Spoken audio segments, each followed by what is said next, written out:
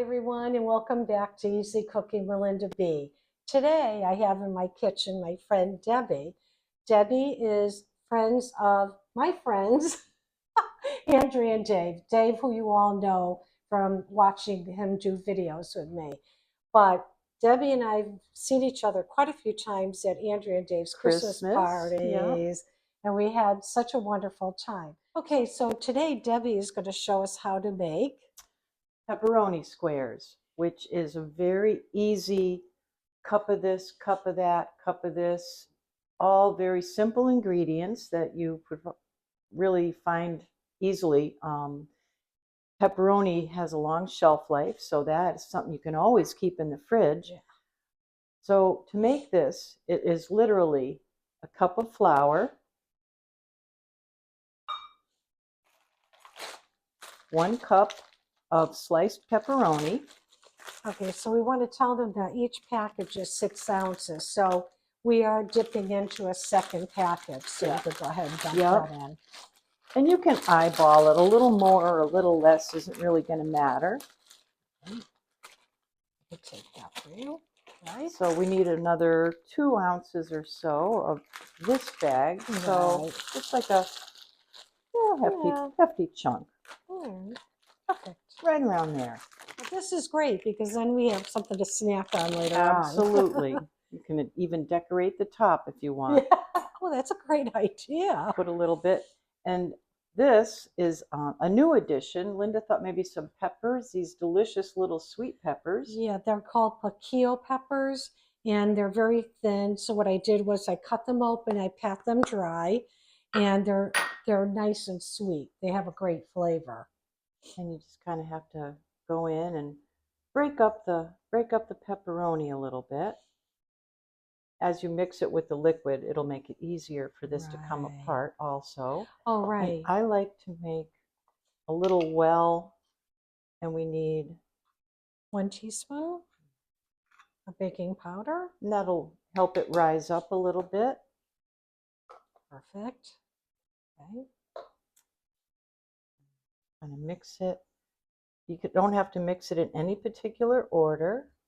You could actually go in there with your hands too, so don't be afraid to. Yep, you could break up the pepperoni. I mean, this is a good time to do it before the liquid goes in. Yes, anyway. Absolutely. Absolutely. And then you just add your cheese. Okay.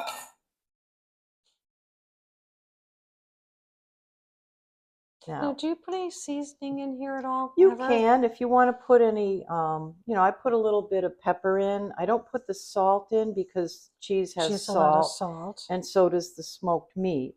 So I don't really add salt. How about oregano? You can oregano? make it, you can make it Thyme? more pizza flavored if you like. Some people like to put red pepper flakes in it. Oh yeah, that sounds good. And it doesn't really matter how much you put in the way of seasoning, right? Yep. No, just do it to taste. And that was oregano, and now I'm going to put in some thyme. Just like that. Okay, that looks good. Yep. And then just dump your milk in. Perfect. I'll take it over here. Okay. Thank you. And as I said, it doesn't really look very pretty as you're mixing it up. The first time I saw it, I was a little suspect. I was like, are you sure that's going to taste good? Are you sure? But lo and behold, it really did. And I can't wait to see the difference in the peppers. Oh, yeah, the taste too. Yeah, it's going to add just a little more moisture. I mean, if you need to add a little more flour, you or can. A little more milk, or whatever you need to, go ahead and do it. But now's the time to. I think this is going to come out perfect. I do too. And of course, the baking powder is going to help it to rise. That's like a leveling agent. No, we didn't have any wine yet. No, that'll come later. Oh, so you can see it kind of looks a little gloppy and sloppy, but just make sure everything is well mixed so that the baking powder has gotten all the way through. Okay, perfect. And then we just... And I've greased my 8x8 pan already. There you go. They're used to seeing the back of my pan, Deb. Ah. Because I don't want it all over the counter. I want it in my Yep, plate. exactly. Well, you have such a lovely kitchen. I don't want to mess it up, No, no, too. don't worry about that. Plus, we have Tucker, so he'll be more than happy to clean the floor. Well, that's true, even though it's not on his special diet. No, it isn't. That's for sure, And unfortunately. because I'm a thrifty Yankee, there you go. I get We all sing the the same goodness. song. Well, you know, I always figure somebody had to grow it, ship it, so what? Don't want to waste it. That's right.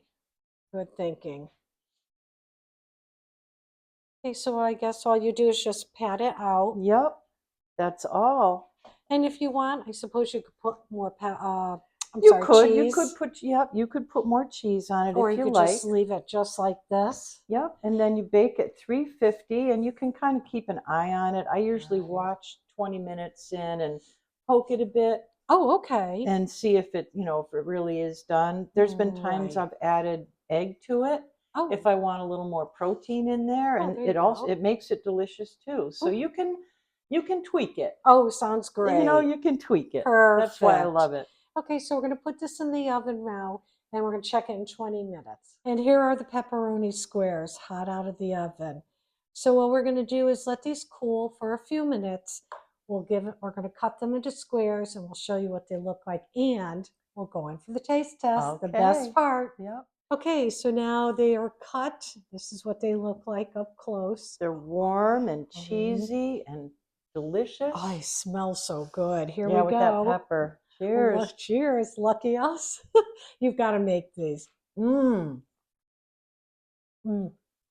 idea about the pepper.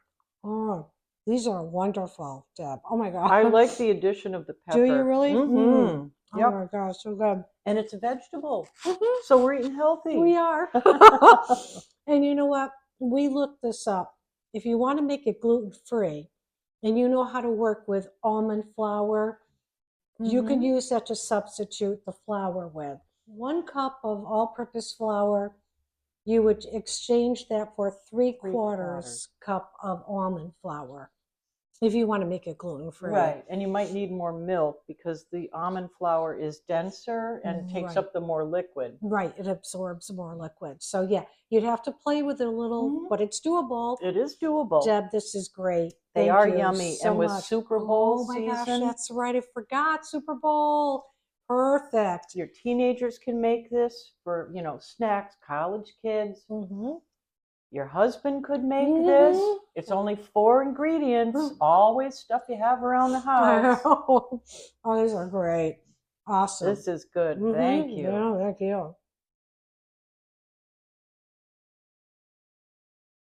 Okay, so you could even eat these room temperature. Deb, what are the other ways to have these? You could reheat them on a pizza stone in the oven, microwaving. That's also an option. But room temperature is, they taste good the way pizza does as it slightly cools. It is very reminiscent of pizza.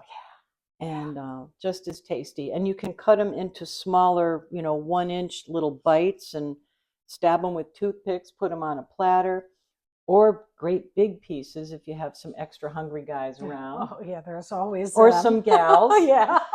We could have eaten the whole tray, yeah, we but could have. we used restraint. They are really, really good. Oh, they really are. And don't forget your air fryers too, because you could use that to also heat them up if you want. Oh, yeah, good idea. Yeah. So I hope you all enjoyed watching this video of Deb and I making these fun and delicious pepperoni squares, perfect for Super Bowls right around the corner. Don't forget. Yep. And remember, everyone, enjoy life and never stop learning. Bye now. Bye.